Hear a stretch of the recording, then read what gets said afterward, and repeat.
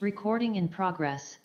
Okay, there we go. Well, it's 6 o'clock, and I'm going to call this Lacey City Council and North Thurston Public School Board of Directors joint work session to order. And as we get started, I'd like to point everyone to our land acknowledgement, which says, "We, the City of Lacey, are on the ancestral land of the tribal people of the Treaty of Medicine Creek, including the Nisqually Indian Tribe and the Squaxin Indian Tribe," and we have the full land acknowledgement on our agenda. With that, I also want to acknowledge that Councilmember Kunkel is with us remotely. Deputy Mayor is out of town and not here, along with our city manager, but everyone else here is present. And on the school board side? On the school board side, I need a motion to excuse Graham Sackerson. He's presenting at the Lacey Historical Society. I move to excuse Graham. Second. All in favor, say aye. Aye. Any opposed? Thank you. Great. And with that, can I get a motion to approve today's agenda? Move to approve the agenda as presented. Second. It's been moved and seconded. Is there any discussion? Seeing none, all in favor of that motion signify by saying aye. Aye. Anyone opposed? That motion unanimously carries, and we have an approved agenda. And let's go right into it. Well, first of all, welcome. Too bad Graham isn't here, because I know this is going to be Graham's last joint meeting as a school board. So Graham, I'm sure he's doing well over at the Historic Society. They asked me to go to that meeting as well, but obviously I couldn't make it. So, but other than that, welcome. We always look forward to these meetings. Do you have any words? No, we're really glad to be here tonight. We're thankful for the collaboration. We're looking forward to the presentations and all the additional conversations that will come up. Great. Well, then let's get right into it. Our next agenda item is our Compassionate Community Project, the Culture of Kindness. Yep. You can sit down right there. Yeah, you can sit right there. Okay. Thank you so much. I'm Amy Blondin. I am the Executive Director of Communications for North Thurston Public Schools. With me is my wonderful colleague, Jenny Bowersfeld, Community Relations Specialist and for the city and fellow soccer mom. I'm glad you made it back from the game in time for this. We're here today to talk to you briefly about the 23-24 Compassionate Community Project, which is a joint project between the City of Lacey, the school district, and the Lacey South Sound Chamber. We hope to inspire you all to join us in our community project this year. First, a brief history, just to remind us how far we've come. We started in the 2017-18 school year fundraising for the Lacey Food Bank. We have had projects every year since then in different forms and fashions. You'll see that we had a repeat between 2021 and 22, and then again in 22-23. Spirit of the Giving Back. That was obviously during the COVID-19 pandemic, and it was pretty hard for our community to get out and do meaningful community service during a pandemic, so we decided to give it another year, and we're really successful last year with the Spirit of Giving Back. So this year, our project, which we've agreed to with the city and with our partners at the Chamber, is Culture of Kindness. It's really nice because that's also our school district theme this year. And so we are really making sure that our students and our staff are really well aware of this and reporting all their acts of kindness. It felt natural just to extend it to our Compassionate Community Project as well. So to give you an example of what our goal is to celebrate 100,000 acts of kindness in our community this school year. When Deb urged me to set 100,000 as our goal, I thought, my goodness, that sounds ambitious, but I think we're going to get there. I think it's going to be okay. I just checked before this meeting. We are at 3,780 acts of kindness, and we're only in October, so I think we'll be okay. Just to give you a few examples of things in our school community that we've done so far this year. You'll see in the left-hand corner our River Ridge soccer team handed out pink goodie bags to our opponents from Peninsula during a recent match to celebrate Breast Cancer Awareness Month. We had our Thurston County Corvettes Club bring a bunch of backpacks filled with supplies before the start of the school year, and they brought their Corvettes, so we got to sit in them and take pictures, which was really fun. So that was a great thing for our community. On the right, you'll see some family members and students who came to our service center and actually stuffed backpacks for us with the supplies from Little Red Schoolhouse, and we were able to give out almost 2,000 backpacks to families in our community at the start of the school year. And then, along the bottom, you'll see some other things as well. There's a mentor partnership in the left lower corner between a high school student and a middle school student. In the middle, you'll see our Lacey Lamplighters. Every year they deliver dictionaries to third graders around the district, and it was really fun, and kids really enjoyed flipping through these books and looking at what the longest word in the English language was and those sorts of things. So it was a really fun event. And then the right, this is the Linus Project, where a local club creates quilts and donates them to our community. I'll turn it over to Jenny. Great. Thanks, Amy. So as Amy mentioned, our goal is 100,000 acts. And if you noticed on the timeline, the 2018-19 year, we also did this similar goal. Looked a little bit different, but same idea, same kind of tracking on North Thurston's website. And we reached it, and I think we actually went a little above. So like Amy said, I'm confident that our community is amazing and we'll be able to reach those goals as well. From the city's perspective, our Lacey Police Department is fantastic in getting out in the community and representing Lacey well and connecting with our community members. Just last month, you'll see in the upper left, a couple of our officers and our members from our Mott team went to Sacred Heart Church and spent a few hours there as kind of just a community partnership, providing resources to those who might need it in our community. And off to the right, I believe that was Mountain View Elementary's trunk or treat event that just happened. And so we had representation there with a couple of our amazing officers, which was really fun.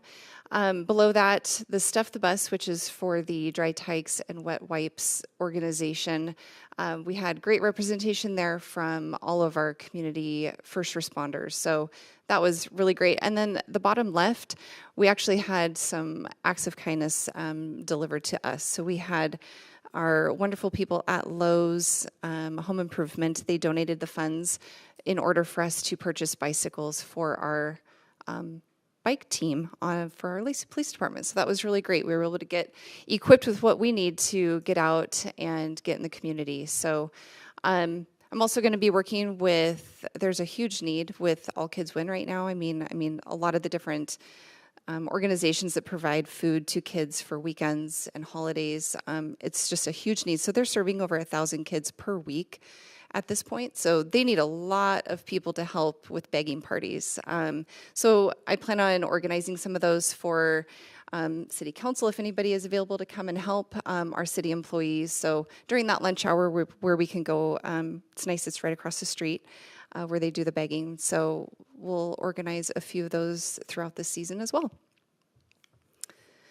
So in order to report, you just go to the North Thurston website with that link right there and click on report. I did several today and it's really easy. Just type in where your act of kindness was done and how many people were involved with that, how many people, generally speaking, were impacted by that too.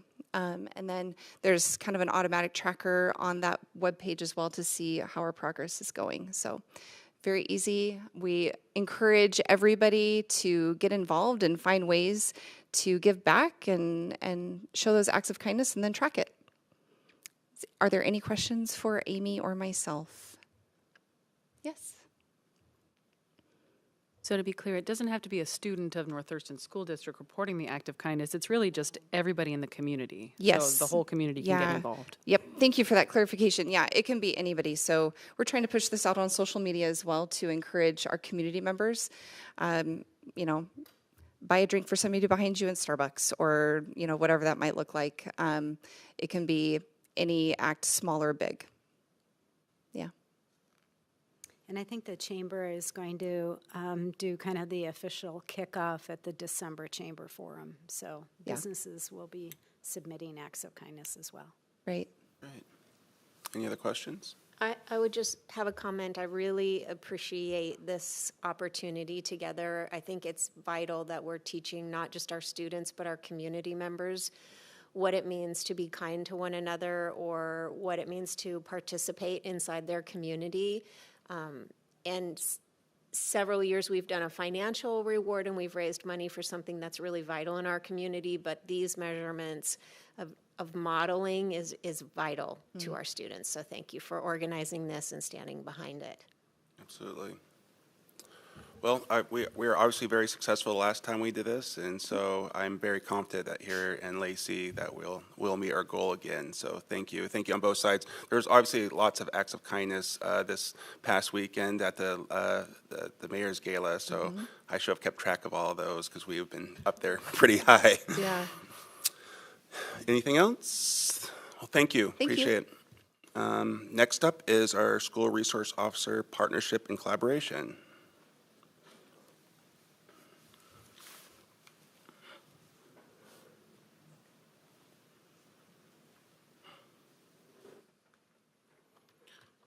All right, so thank you for the opportunity. My name is Troy Oliver. I'm Assistant Superintendent with North Thurston, and here from the city is Deputy Chief Hollis, who will, we've not rehearsed this, but we talked a little bit beforehand, go through this. I think the collaboration between the city and the district, in particular on this law enforcement piece, is really strong, and I think you'll see that as we'll bounce off each other a little bit this evening. So we really wanted to highlight more than just our SRO program in terms of the collaboration. And go ahead and advance it a slide there. I think, is that the clicker right there, Deputy Chief?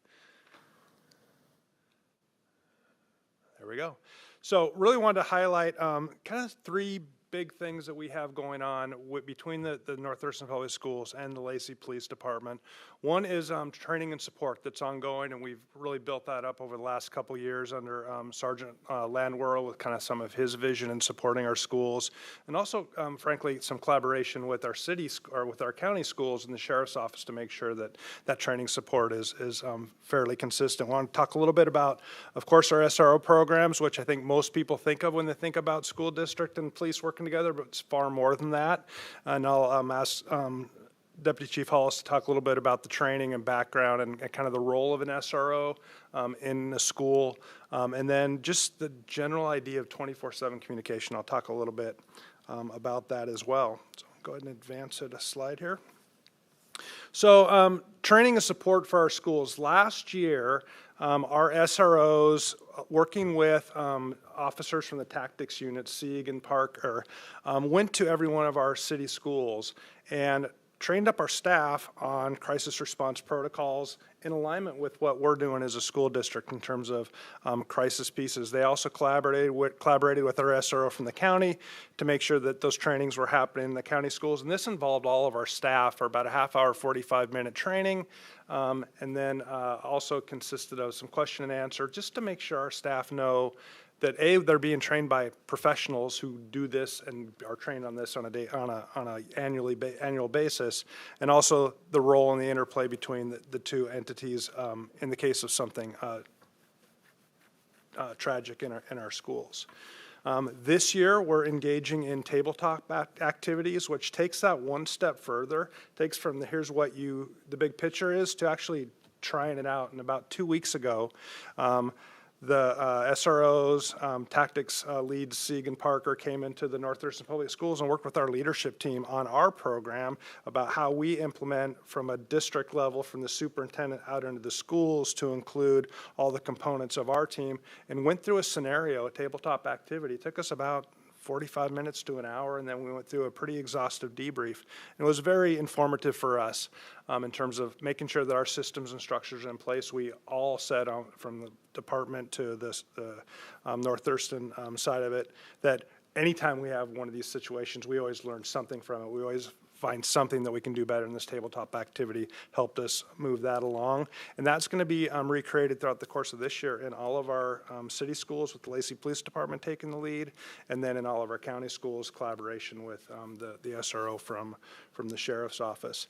And then last year, working with Kevin again, he had a connection with a gentleman by the name of Dr. Dan Gilday. My understanding is he provides specific training for the police department, actually. I think he's an ER nurse or ER doctor, excuse me. And he came out to one of our PD days, and any staff that was interested in a Stop the Bleed training, because we heard, and we actually heard at some board meetings, some staff members saying that. So we were able to get that coordinated. We had about 30 people participate in that training, and we'll replicate that again in this year's, in this March's professional development for our staff to continue to offer that for more staff that want that. So that's a great partnership, and I don't think I would have had the who to go to without Kevin's support and bringing that in. So I'm gonna pause there and give Deputy Chief Hollis anything he wants to add on what we've highlighted so far. Yeah, so one of the things that we really enjoy, the police department, you'll hear a consistent theme of partnerships, right? This partnership that we have with the school district we think is really vital in just making sure that we understand who our community members are. We're out there, you're seeing a side of us that maybe you might not see in an enforcement type action, and partnering to make sure that students, teachers, administrators in the school district are coming to work and going to school in a safe environment. So we know that Sergeant Sieg, Sergeant Parker, Sergeant Landworld put a lot of time and effort to make sure that all the staff are well trained, and every time they come back are super excited to talk about the things that they've learned, and look forward to our continued partnerships with the school district. Okay, so go ahead and advance it one slide. So as it relates to our SRO program, I tried to do some digging around. I've been in this district for getting close to 30 years, coming into the district as a middle school principal years and years and years ago. And I can always recall relationships with law enforcement. I think maybe the first couple of years it was the DARE program, for those of you who have been around. But according to Sergeant Mack, our unofficial historian here, thinks we've had our SRO program in schools and here in North Thurston since '99, which is a long-standing relationship for a lot of time. And a lot of officers I see are former SROs and retired people in our community SROs. So there's just a really long standing commitment to the supporting the schools, and we're really proud of that work. The daily support they provide in our schools, the ability to pick up the phone and say, hey, I've got this going on, maybe it's something we heard about in the community. There's just a lot of great opportunities there, and they work so closely with our administration, they work so closely with their students and our parents as well, and that's an important part of the component, just to have all that. And sometimes they can have conversations with families or students in a different way that gets a different result than what we can do as educators. So just having that collaboration and having that end goal in mind, being consistent, really feel fortunate about having officers in our building and in our schools. And it has become increasingly difficult. I'm going to ask Deputy Chief Hollis talk a little bit about some of the creativity that Kevin came with us last year when we were down 2 SROs, and how to fill those positions, how to maintain those positions. And we're grateful for the creativity and the commitment, knowing that on the law enforcement side, they're having trouble keeping fully staffed there, not only here in the city, but in the county and throughout the nation. And to help us prioritize our students and our schools is fantastic. So you want to talk a little bit about the work you guys did to make that happen? Sure. So as you may have heard in some past sessions, that police staffing everywhere we're short-staffed. And so Sergeant Landroll actually last year came up with a very creative idea to, recognizing how important it is to try and have some type of assistance for the school district in the schools. We were able to find some overtime monies to have officers kind of come in on a rotating basis. We'd like to try and get our SROs set up at the beginning of the school year, so they're just not coming in the halfway in the middle. We think it makes the most sense. You get to know the teachers, you get to know the educators, you get to know the students as they're just first coming into the doors of the school. And so we were able to fill 2 of our full-time positions. Currently, we still have 1 position that's not filled, but we're utilizing overtime to make sure that that 3rd school, which I believe is North Thurston, make sure that they have an opportunity to have police at their school, so that if there's anything that we can do to assist them out there, that we're able to do that.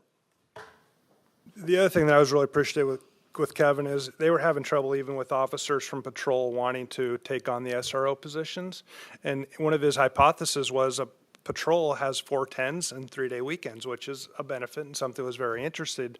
And he felt like if we were able to mimic that at the school district rather than have 5 days at 8 hours a day, and have some overlap to where we always have coverage in our schools, that may entice some interest. And it actually, I think, bore some fruit. We now have 2 full-time positions. And the other thing it actually helped us on is because our day extends from 7:30 in the morning with high school to almost 4 o'clock in the afternoon in middle school. Our middle schools, at the end of the day, were without coverage. So this allows them to have coverage. So really appreciative of the creativity and coming forward with that solution that has really been beneficial for us. The other thing I'll mention about the SRO program is they go through a pretty rigorous training that's specific to being officers in schools to really prepare them for that. And that's part of a statewide law, I believe, but Lacey Police has really embraced that and made sure that the officers coming in have the best skills possible. Yeah, so on that, there's a lot of talk about in some places there are some districts that don't necessarily like the police officers in schools. And I know for our department, the last thing we want to do is to do any type of enforcement action on school property. We're there to support educators. We're there to support the students. We want to get to know the students. We want to get to know everybody. But if there's another way in which we can accomplish the goal of resolving some type of solution, we'd much rather do it through that. Whether it be through administrators, whether it be through a third party, to take any type of enforcement action is literally the last thing that we want to do. And so I think that's something that's very important to note, that with the training that Mr. Oliver was talking about, we make sure that our SROs understand what it is that school districts are looking for. We also take time to make sure that we're talking with the folks in the North Thurston School District to understand what the educators' needs are, the students' needs are, and to make sure that we kind of play within those bounds. The last thing I'll say on that before we go to the next slide is we do have monthly standing meetings with our sergeants and our staff at the district office leadership team to really troubleshoot what's going on, look at stats that are happening in our schools in terms of interactions with other community, parents, students, so on and so forth. So we're really on the same page and do a lot of communication that's strategic around that. Yeah, Lenny? I just want to say, I talked recently to a retired officer from Lacey who actually was an SRO back probably toward the beginning of when the SRO program started. He said he still runs into kids who, well, they're not kids anymore, obviously, but in the community who still talk about the impact that had on them. So I think it's a phenomenal program, and we need to continue it as long as we possibly can. Great. Thanks for sharing that. Actually, I have a quick question.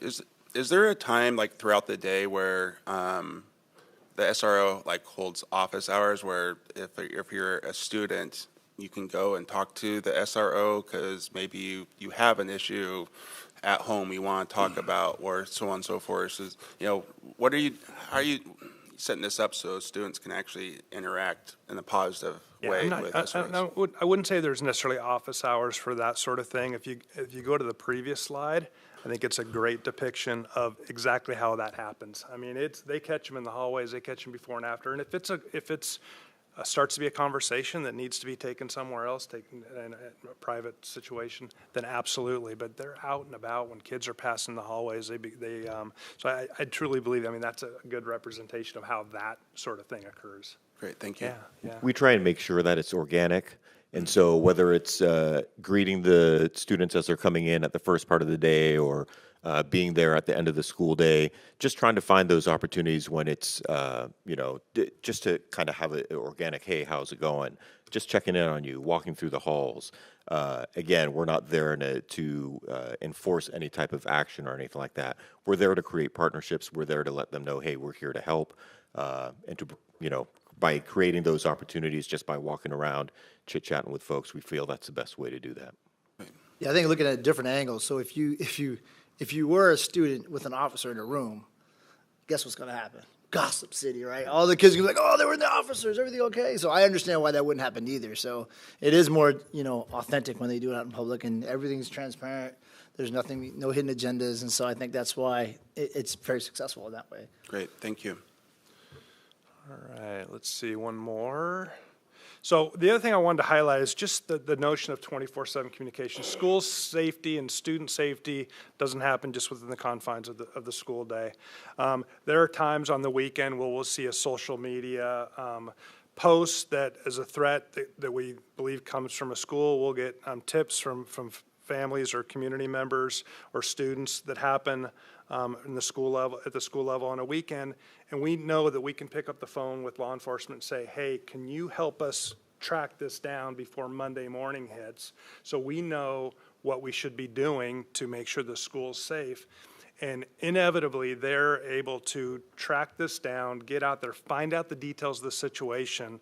If it is a true school safety issue, then we develop a plan to make sure that our students and staff are safe. A lot of times they can diffuse it or debunk it and say, no, that was something completely different. So the ability to have that is amazing, and it's two-way. If the law enforcement gets a tip, Kevin will call me on the weekend and say, hey, we heard about this, it's happening at this school, and we get working on it right away.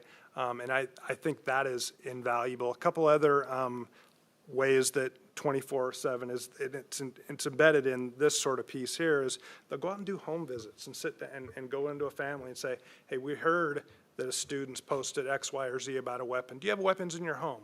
Are they accessible? And they go through all that sort of stuff and then report back to us, so we have really good information in terms of what we're doing with our students and community. And then the other thing, we internally at North Thurston have a tool called Easy Alert for any sort of drill or emergency in our system. We now have all of our law enforcement officers on that same tool, so there's that communication that can happen immediately in the moment if something actually did happen. And then the other thing that law enforcement's good at, if there's a tragedy in our community, if there's something bad happens to a student, a car accident after a football game or something, and they realize it's student age, they'll let us know what's going on. The situation with the shooting out in Hawks Prairie last year was one of our students. We knew about that, had structures and supports and counseling available for our students out there that were impacted or could have been impacted by that. It really helps us to know that when we don't have to walk into school Monday morning and learn about something and then trying to figure out how to support it. So that's really critical for us. Not that you want to add anything there. And then the last slide I just had to add. So that's Officer Kim, and you can see the look on his face. This is not unusual for law enforcement in a school setting to kind of say what's going on, and I wish you could see the rest of that slide. That's our high school principal, Nick Greenwell at North Thurston High School. I don't know what the dress-up day was for that. I actually took it off the Lacey Police Facebook website, but that's a great, and it's just, I think, emblematic of the relationship we have under any circumstances. Yeah, so thank great. you, and we'll answer any questions you have. Councilmember? I just want to touch base on when our kids were at River Ridge, that when I went on campus, whatever, you could see the police officers' parking stall, if they were there on campus or not. They had an office next to the front desk or whatever, and very approachable. I think it was Westfall at the time. But having said that, my comment I wanted to make, or my question was, both those students that you guys educated, or my kids are now in Washington State and University of Arizona, and they have those 24-hour emergency things, around campus you can hit at any time. And I think you touched on that, and so that, I still wanted to recognize that. And if we could get to the university level with that kind of response, whether you're just having a bad day or you feel unsafe or whatever, that'd be great, because I was really impressed with that when I went on those campuses. So. Yeah. Thank you. And I just want to chime in a little bit here and just, say thank you with as many kids as I have in the district, especially at the middle and high school level, hearing them talk about, I do have one here. She's not paying attention, but hearing them talk about, oh, that's Officer, and he's our SRO, and it's so great. I think one of the things that I do appreciate is that, we understand the hard skills that come along with being an officer, but I definitely appreciate the Deputy Chief, the intensive training that goes into the cultural competence of serving in our schools, because it's a very different, a different competence level as well. So, thank you for hitting on that, on those skills that are necessary, because it's a shift, going from one area to another. So, appreciate that. Thank you. Right. Anything else? Keep up the good work. We really appreciate it on both sides. So our last agenda item is the capital levy presentation.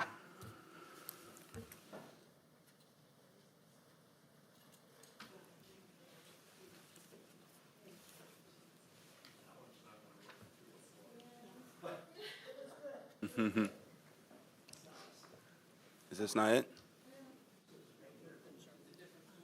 Oh, oops. Yeah, I see that on mine too.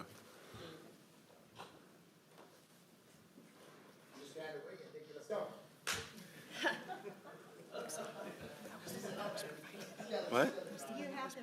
Uh-oh.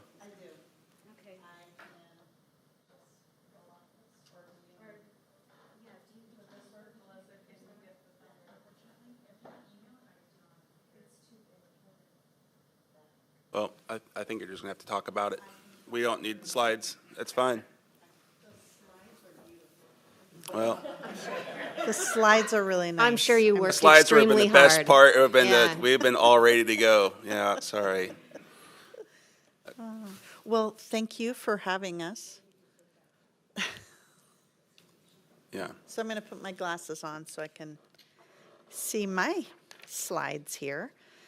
But we are excited to share with you information about our upcoming levies. And we want to share with you that our mission statement is ensuring North Thurston Public Schools are empowered and future ready, preparing all students for rewarding careers, fulfilling lives, and compassionate global citizenship. We will be sharing this presentation throughout the community. We're also going to all of our schools and sharing with our educators so they know how to answer questions out in the community. It might be just that first page. So a little bit about our district to share with you. We have over 14,000 students. We have 2,100 employees, 13 elementary schools, 4 middle schools, 3 comprehensive high schools, and 4 choice schools. Our choice schools are Ignite Family Academy, Envision Career Academy, Summit Virtual Academy, which is an online school, and Aspire Performing Arts Academy. We wanted to highlight a couple of our really powerful partnerships that we have with a couple of groups. We have multiple partnerships throughout our community, but a couple to share with you is one called Helping Hands. It's an organization that connects nonprofit organizations or churches to our schools for the benefit of students. We also have something called Partners in Education, or PI Partners, and those are local businesses or organizations that adopt a school and partner together for activities or relationship building with kids and families. We also have something called the Lunch Buddy program, which is a program where we connect adults that have capacity to volunteer.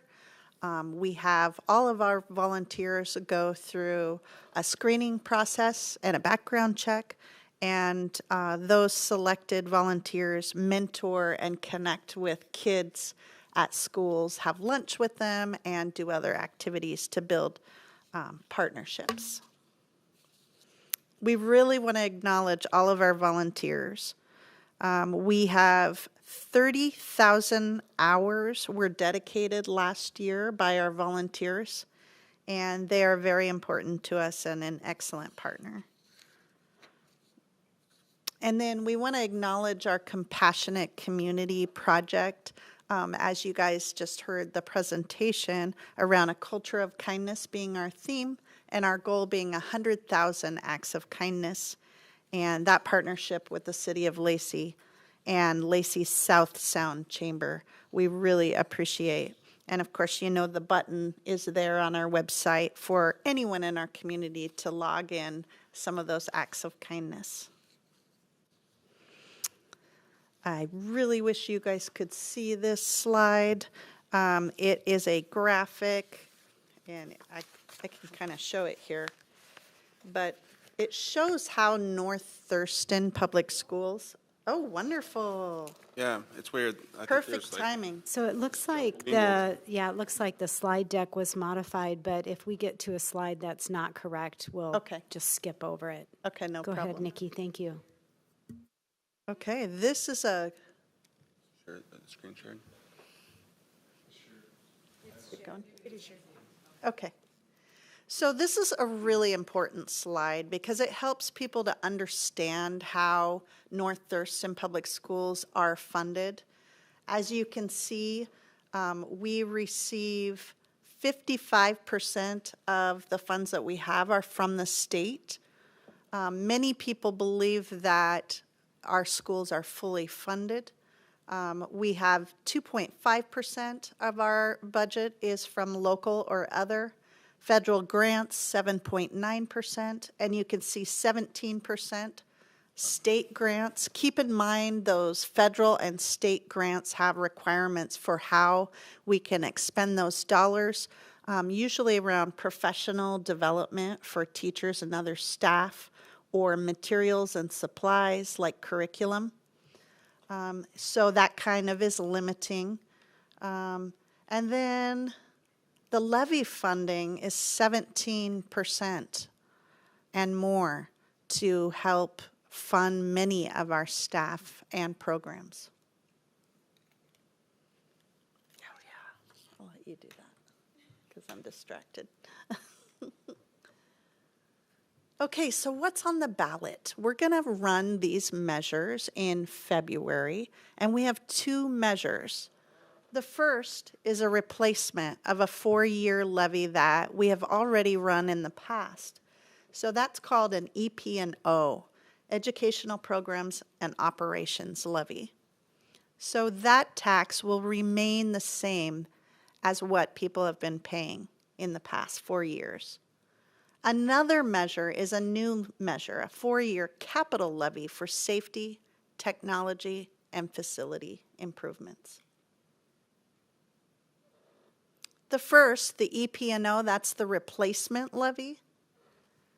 This supports mental health, nutrition services, special education, transportation, nursing, and arts and athletics.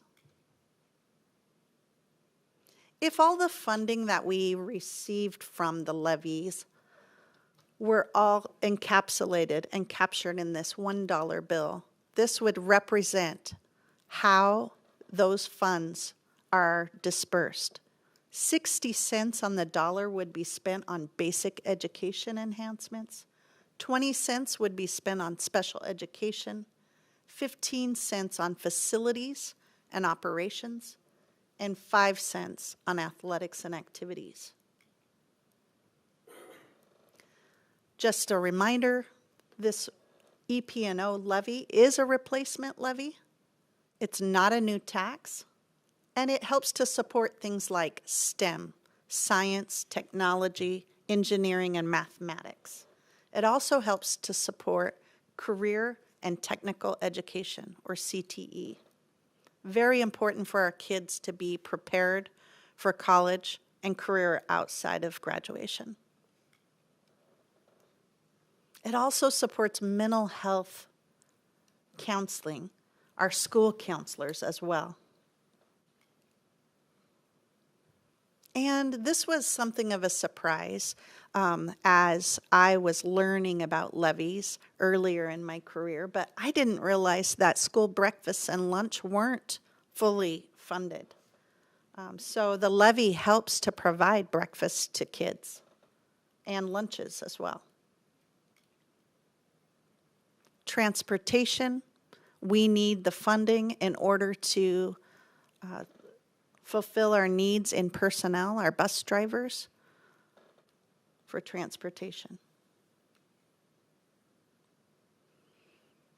Without the levy, we wouldn't have as our athletics and our activity programs for kids. And we know that when kids are involved in athletics and activities, they perform better academically, and they have a strong pro-social connection to school. Arts education, we're very proud of. Our music program goes all the way from elementary and up through high school. And then our physical, social, and emotional support staff. As you can see in the graphic, our state funds 63.6 of those staff, such as school psychologists, nurses, physical and behavioral therapists, counselors, social workers, and more. And we employ 126 of those staff. So the levy helps to close that gap. This is a great graphic about our nurse services. The state funds 13.95 of our nurses. However, we employ 22. So again, helping to close that gap. For school psychologists who work with teams to help test students and support students in special education, the state funds 7.2. However, we employ 23.4. In special education, the state provides us with $32 million. However, the needs for our students are $45.7 million. So that's a large gap to fill, $13.7 million.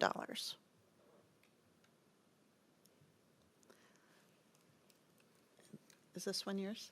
This one's mine. All right. So we'll go ahead and pause. Are there any questions on the EP&O levy or anything before I move on to the capital levy? I'm just curious, the Family Resource Center, how's that funded? Do you know? I would say that, so that slide that showed 63.6 staff and we have 123. Yeah. The EP&O levy funds staff members that work out of the Family and Youth Resource Center because those are really wraparound services to families. Great, thank you. And I just wanted to share, I'm so sorry. No? I just wanted to share one other thing regarding the physical, social, emotional staff, including the nurses, psychologists, and counselors, especially in our school systems. You know, it's very difficult to be able to match the market value of what especially specialized individuals, nurses, and all of them are getting paid in acute care centers and even in long-term care facilities or any type of other facilities because the schools are still state-funded, right? And so they still work off of the prototypical model, and the amount of funding that you could pay a nurse is not competitive compared to what they can make in a hospital setting.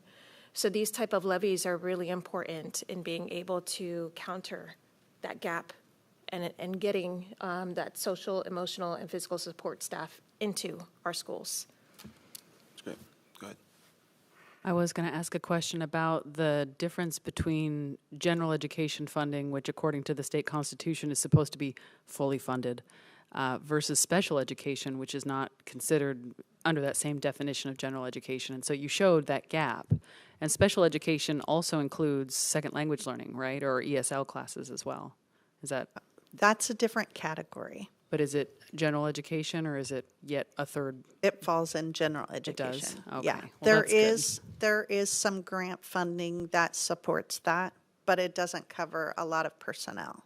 Yeah. So it's one of those areas where what we consider general education has big holes in it that the levy fills. And with special education, you really can't anticipate what each individual student's going to need depending on their acute needs. We have students who are medically fragile, who require a nurse or require specialized equipment and educational supports. So it is a big need in our district for sure. I just wanted to mention something on the arts education portion, because the choir from, was it North Thurston? At the Mayor's Gala this past Saturday, sang there. And, you know, number one, it's awesome that students are engaged in the community, especially for a worthy cause like the Veterans Service Hub. But, you know, people value that. I mean, they got a standing ovation when they did the national anthem. And also, you know, past students like Ethan Tucker, you know, were featured on The Voice. It's things you don't hear every day on when you're talking about getting a, you know, elementary or a K-12 education, but it's a value. and it's a skill, and it's employable too. So. Thank you for noticing that, and that was Timberline High School's. Great. They were amazing, yeah. All right, so I'm going to move on to the four-year capital levy. Really looking at some specific things we're looking to fund with the capital levy around safety, security, and then some facility improvements that are needed throughout the system. So in terms of safety, we want to use these resources to upgrade our system-wide, district-wide video security system. We have video in all of our schools, but some of it is dated, and it's not as good as it can be. And as we know how quickly technology changes and the video can improve, we want to maintain the most up-to-date pieces there. We have many places throughout the system that the security cameras are upwards of 10 years old. We have antiquated fire alarm systems at Seven Oaks and Meadows, so we really want to get those upgraded. And then site improvements for the parent to accommodate for parent pickup and drop off. We've seen in the last 5 years, maybe longer, more and more families are driving their kids to and from school. And if you're at a school at parent pickup and drop off time, they're spilling out into the roads waiting to pick parents up. Why we're concerned about this from a safety perspective is we really want to separate our bus transportation from parent pickup and drop off from the students walking. Most of the injuries that happen in school for students that are significantly dangerous happen during this time of day, where you have those three different confluences happening. So the degree that we can separate them out and restructure some of our properties around this concept is really important. Mountain View, Seven Oaks, Woodland, Lady Hawk are some prime examples there. Technology, we a number of years ago went to all of our secondary schools have a Chromebook issued to them as students. So sixth grade students come in, they have a Chromebook, they use it for 3 years, and then they get a new Chromebook in their ninth grade year through high school. For us to continue to maintain that one-to-one for our secondary students and continue to refresh those Chromebooks, we'll need to have capital levy to continue to support that going forward, along with having every student in our secondary campuses having a Chromebook, having Wi-Fi that is capable of making sure that all students have proper connectivity is important.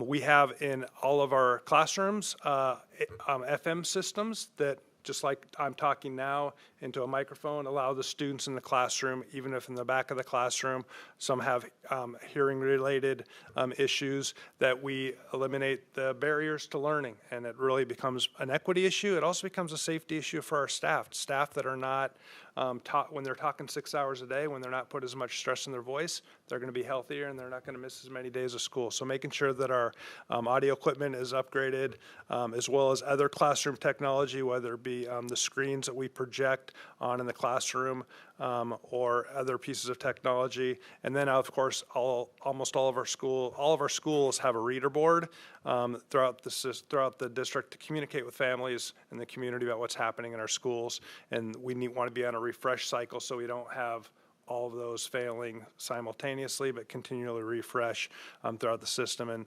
what we found is when we don't do that, the technology to bring those reader boards back online either doesn't exist or is so expensive. At some point, we're spending money that's way more expensive than keeping up with the refresh cycle. So in terms of facility improvements, while it's not terribly exciting, we do have 4 of our sites, South Bay Meadows, Olympic View, and Lady Hawk, that are still on septic systems, and we want to get them hooked up to sewer. That makes it to where we can increase our capacity of students and staff on those campuses if we need to.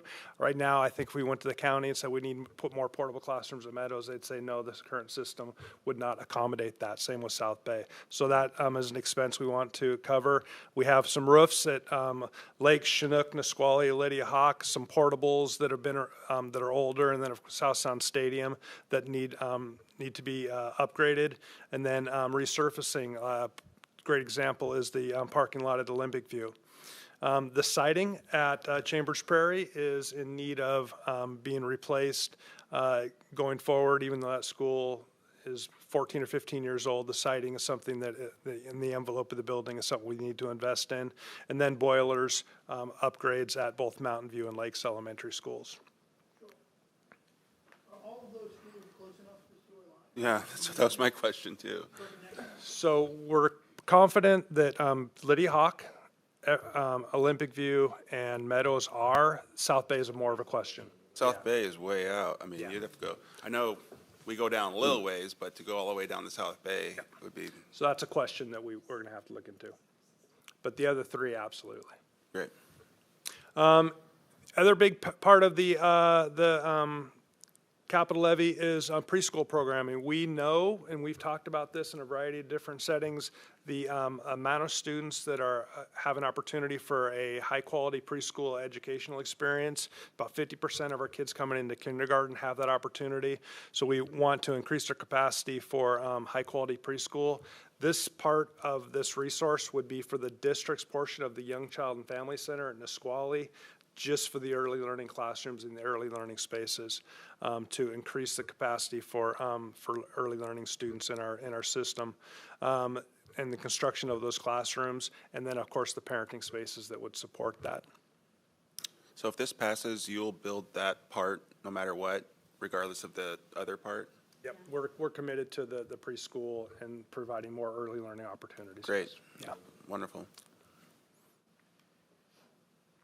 Food and nutrition, on the equipment side, we have coolers, fridges, freezers in many of our schools. You can see them listed up there that are failing or past end of life that we want to replace and upgrade. The Capital Facilities Capital Advisory Committee did a walkthrough at Nisqually last spring, and our food and nutrition director were able to walk us into the kitchen at Nisqually and identify a cooler that does not function, and there's not parts to repair it. So we need to upgrade things like that are past end of life, dishwashers as well, and then just general kitchen structure efficiencies where we can do those throughout our schools that have not been remodeled.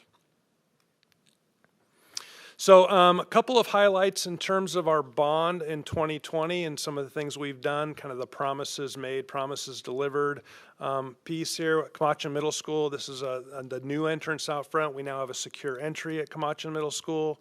The library has been completely remodeled and brought to the front of the school. Natural lighting, it's a fantastic space. The student commons has been completely redone to add a bunch of square footage. We've added to a classroom wing, which used to be the 300 wing of the building, added 5 additional classrooms out there. We're upgrading the other 2 wings to have all the classroom structures completely new, even though we may not be adding as many classrooms to those. The athletic field, which was the soccer field above the football field out there, had historically been offline 6 months out of the year because of rain. It was a pond. We completely redid that, have drainage there, and it's up and currently using, and will be a year-round field for our students and our community to use. And then we're adding a covered outdoor play area on the back side of the campus. Those you're familiar with, it was where the greenhouse used to be. That is all concrete, and it's a great place for students on the back side, particularly at lunchtime, before school, after school, a place to be and to be dry if they need to be. River Ridge High School, we have just finished the new athletic locker rooms and the weight room. We've upgraded the pool and the gym. There's new tennis courts out there, and for those of you that have been part of the pickleball conversation, we actually painted pickleball lines on those courts, so I think some community members will be excited about that.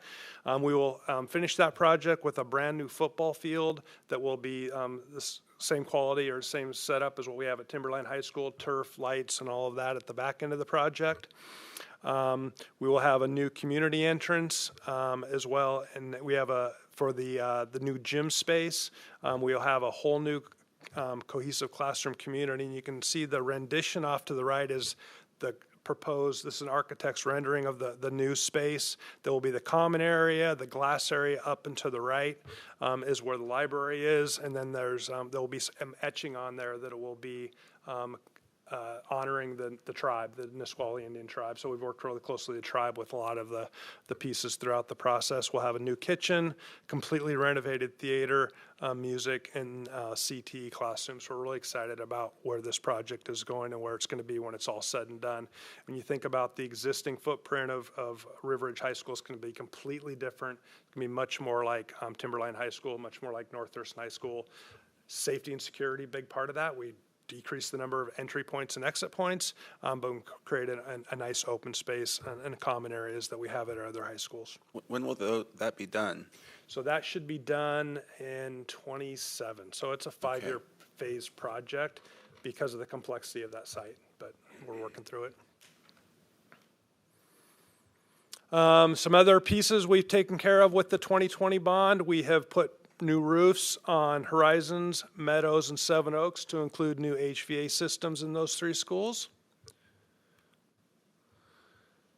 So getting into some of the numbers, people say, okay, you're asking the voters for X, Y, and Z. What exactly does that mean?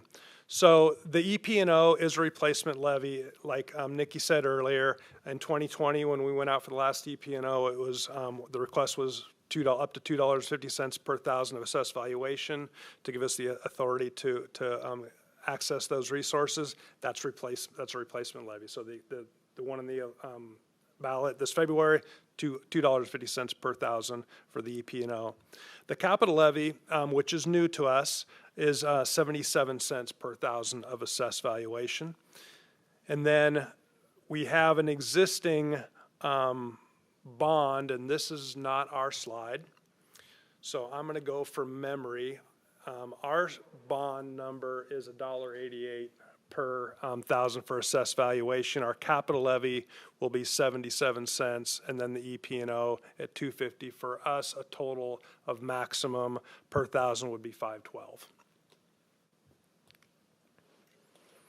And this is an illustration of, for us trying to get out in our community and really explain how taxing districts for school districts works. Because some people have the misconception that when my home value goes up, there's more money coming into the school district. Why are you asking for this money? When in actuality, when a school district goes out for levy, it's for a defined amount of money. So in this example, tiny little school district asks for passed levy, and that levy dollar amount was $100. So in this school district, 4 homes, equal value, they bear the tax burden equally at $25 per home to equal that $100. If there is a 5th home added in that community, the school district doesn't now collect an additional $25. The school district still collects the $100, but it's distributed amongst 5 homes, not 4, hence the $20. So that's something we're really trying to educate our community on in terms of how levies work for school districts and taxing districts. So thank you, and I'll answer any additional questions you might have. When is the capital levy vote? So these will be both on the ballot in February. Both in February. Yeah. Okay, thank you. Is a 4-year?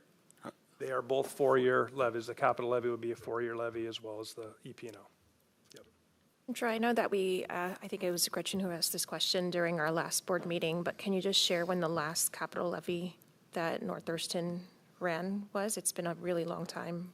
A capital levy? Yes. So we don't think we have passed a capital levy in North Thurston Public Schools. One thing that's important to note, a lot of the stuff that we noted up there that are expenses, we have been able to be really financially prudent and cover a lot of those expenses out of the general fund, and that's becoming impossible for us to do. So to even continue to doing some of that stuff, we need to ask for the tech levy. Tumwater and Olympia have been relying on tech levies for their overall funding package for their program for years.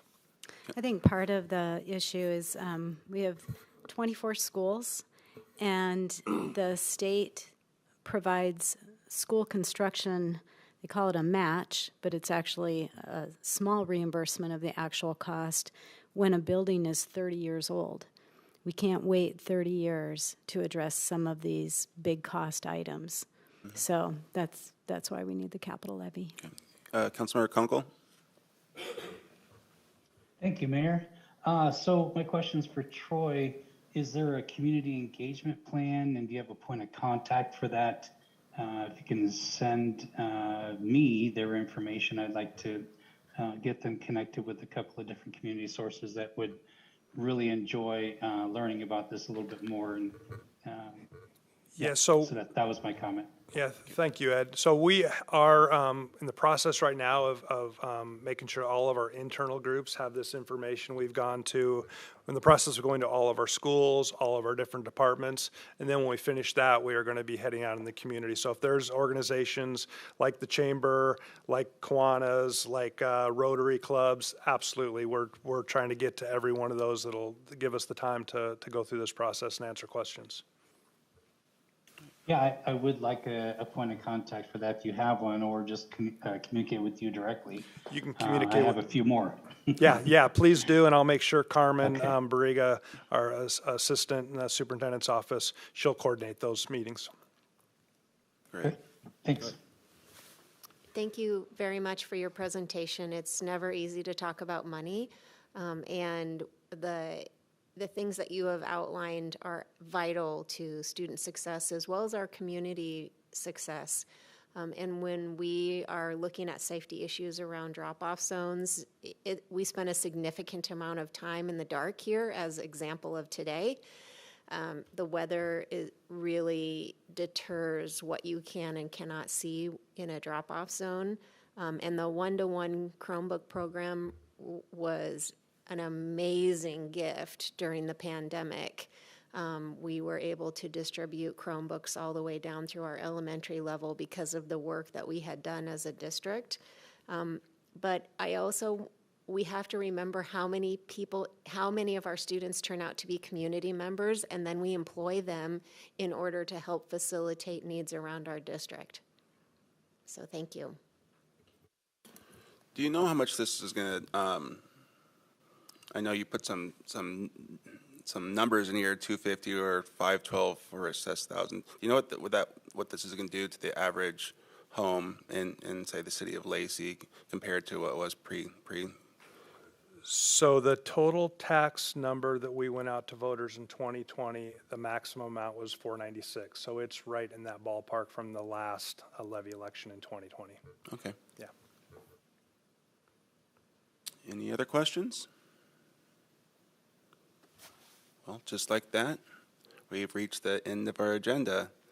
So thank you for a great presentation. Go ahead.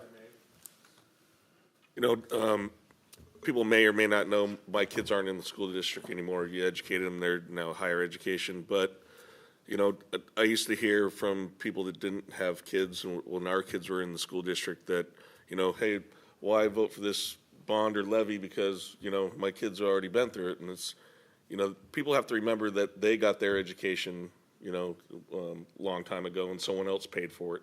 And so this is really a raising the all tide, you know, tide raises all ships sort of thing. And even though my kids aren't in this district going to school, they're educated here, and now it's time for us to pay forward for other kids. Yeah. So that's a message I wanted to say. So.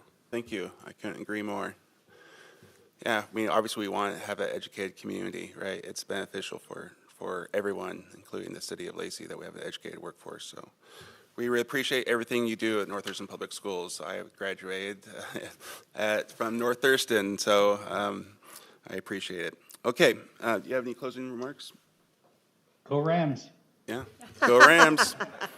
No, just that we're extremely grateful that we can all sit around the table and talk about something that affects us right now and something that will affect our future, and we look forward to the additional collaboration that's coming down the pipe. Right. Well, with that, I know there's a baseball game on that we're interested in seeing the end of. Without objection, I'll call this meeting adjourned, and as always, you keep it classy, Lacey.